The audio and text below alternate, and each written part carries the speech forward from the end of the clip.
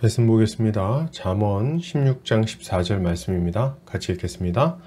왕의 진노는 죽음의 사자들과 같아도 지혜로운 사람은 그것을 쉬게 하리라. 아멘.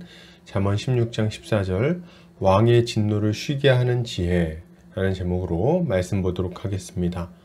신자는 언제나 지혜롭게 행하기 위해 애쓰는 자입니다. 인생의 고달픔에 눈물을 흘리며 분노하는 사람들에게 새로운 기회를 주고 힘을 주려고 애쓰는 자인 거죠. 오늘 본문을 통해 이에 대해 함께 살펴보도록 하겠습니다. 오늘 잠언 기자는 왕의 진노는 죽음의 사자들과 같아도 지혜로운 사람은 그것을 쉬게 한다고 말합니다. 이것을 타번역본에서는 임금이 화를 내면 누구든 그 앞에서 죽음을 면하기 어려우나 슬기로운 이는 임금의 노여움을 가라앉힌다 라고 번역하고 있습니다. 이것은 왕의 진노와 같이 큰 위기에서 벗어나기 위해 필요한 것이 무엇인지를 잘 알려주는 말씀입니다. 그것은 뭘까요? 바로 지혜입니다. 먼저 왕의 진노는 죽음의 사자들과 같다고 말합니다.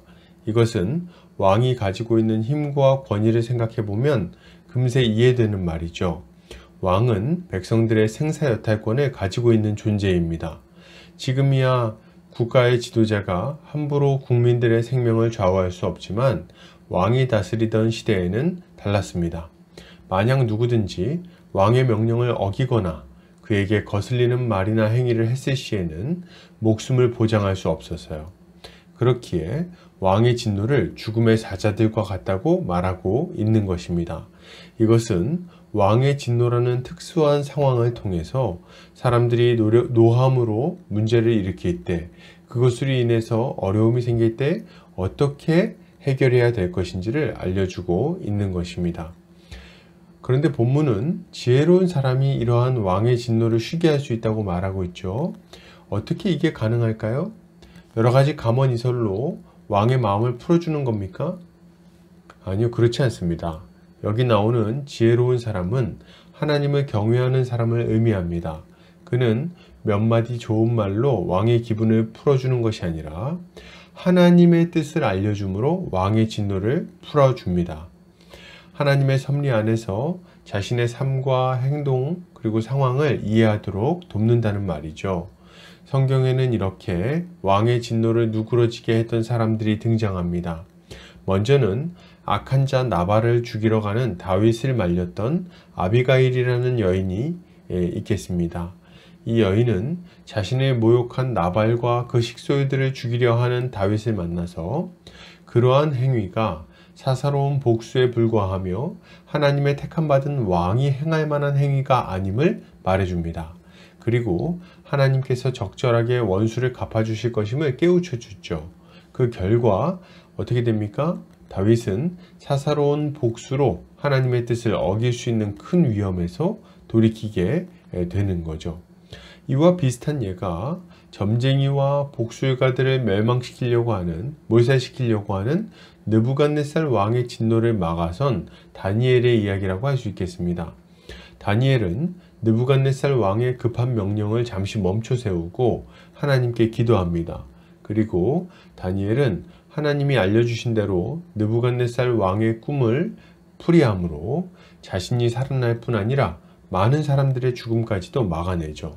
이러한 모습은 왕의 진노를 쉬게 하는 지혜가 무엇인지를 잘 알려주는 이야기입니다.